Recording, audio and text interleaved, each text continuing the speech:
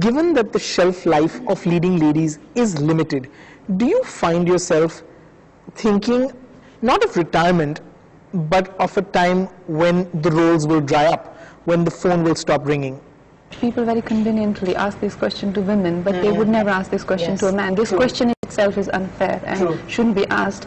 And I think our generation is had the baggage where at least the next generation won't be asked this question. We belong to this industry. If maybe I won't be playing Kaya tomorrow or Superwoman, but I would want to use my skills and my experience in some or the other way. Maybe I would want to write, or I want to direct, I want to produce. But this industry is as much mine as much, these superheroes who can be called my counterpart or whatever, so I think this is how I look at it. I don't think of retirement.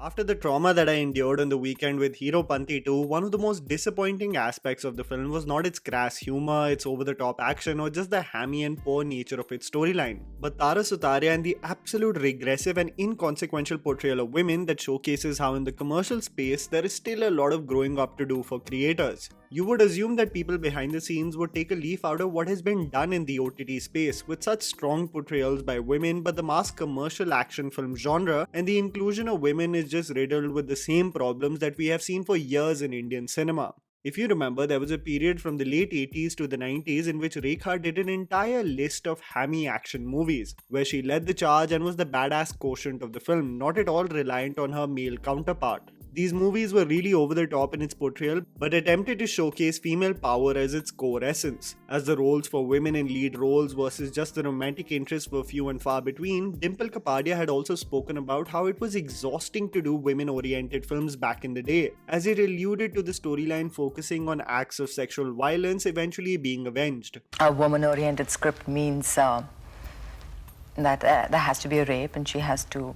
take revenge. I mean, that's it. If anyone comes and tells me, we've got a female-oriented script, I know at once what he's talking about. The leading women would always undergo some form of trauma and would eventually seek for revenge. The films which were catered towards male heroes would play the prototype male savior, witnessing or hearing the news of trauma caused to their loved ones and fighting for their pride, a case that is still seen today. This is in no way, shape or form restricted to Hindi cinema, and I want to precisely focus on the inconsequential nature of most female actors in commercial action movies. You look at the biggest films of this year, Beast starring Vijay portrays Pooja Hegde in the most insignificant role when you look at the larger scheme of things, the film mostly being catered to the image of Vijay. You look at a movie like KGF and you would be lying to yourself if you thought that Srinidhi Shetty, who plays the role of Reena, was an essential part of the film's narrative, mostly being tossed for the whims and fancies of the hero and only being utilized as a trigger for the lead hero to rage out on the antagonist. You look at a Telugu film like RRR and Bharadwaj Rangan could have not said it better that Alia's role in the film was as short as her name. Pushpa being a prime example where Allu Arjun has most of the mass moments and Rashmika plays nothing but second fiddle to a romantic subplot that still makes me cringe.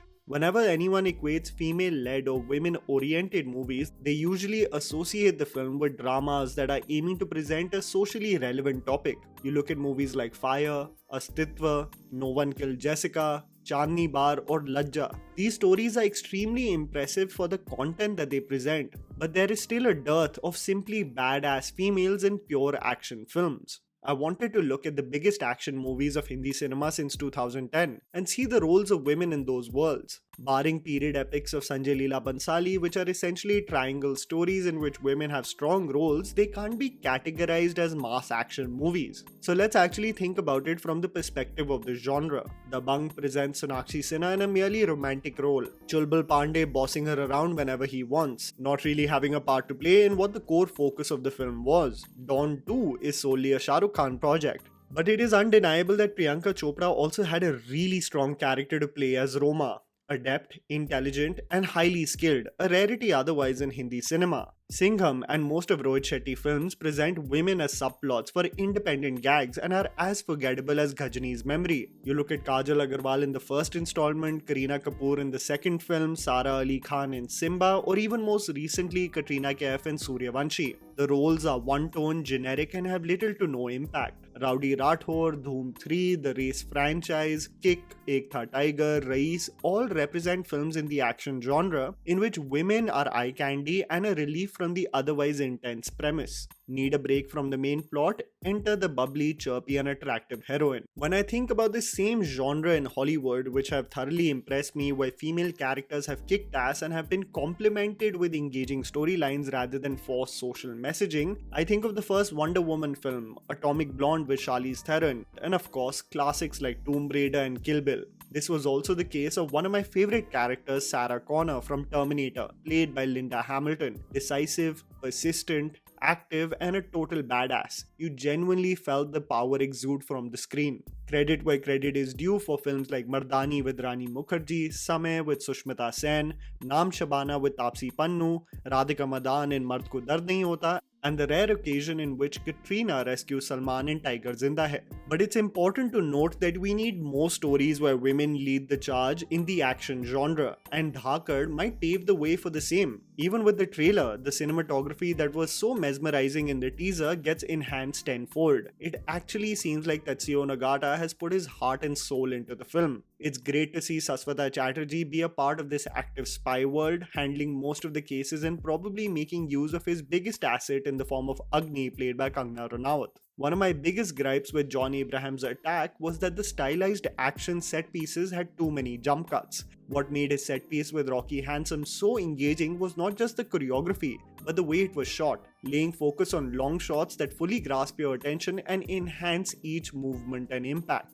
The introduction set piece in the Dhaakad trailer really makes the action buff within me excited that the same execution is channelized here as well. A combination of long shots and an integration of an engaging background score with the same. I hope this is true also for the ultimate battle as the special forces attack the coal mine. It seems to promise the scale and precision that a big scale action movie in the theatre demands. Agni seems to be put in charge of getting after the biggest human trafficking syndicate led by the demonic duo of Arjun Rampal and Divya Datta, carrying out its functions from a coal mining belt in central India. Whenever Arjun Rampal has donned the role of an antagonist both in Om Shanti Om and Ra1, he has had a lasting impression with the masses, and to see him in this avatar with this husky baritone voice really has me excited. Divya Datta in my eyes never puts a foot wrong as a performer, and to see her joining hands with Rampal as the evil duo to be reckoned with makes for an action saga something that I will definitely tune into the theatre for.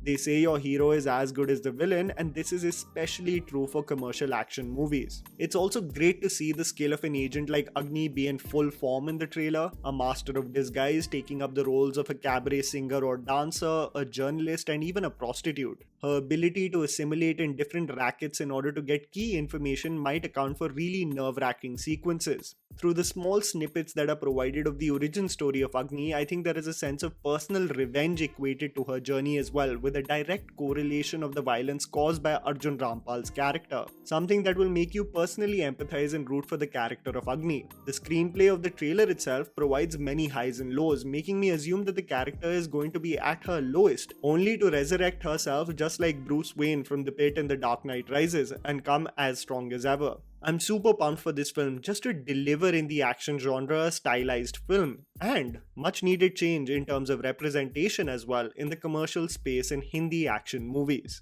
And that was a video, guys. Write down in the comments below what you thought about the trailer and whether you think this will pave the way for more stories with female leads. Please don't forget to follow me on Instagram, the handle's right in front of you. Follow me at JammyPants4.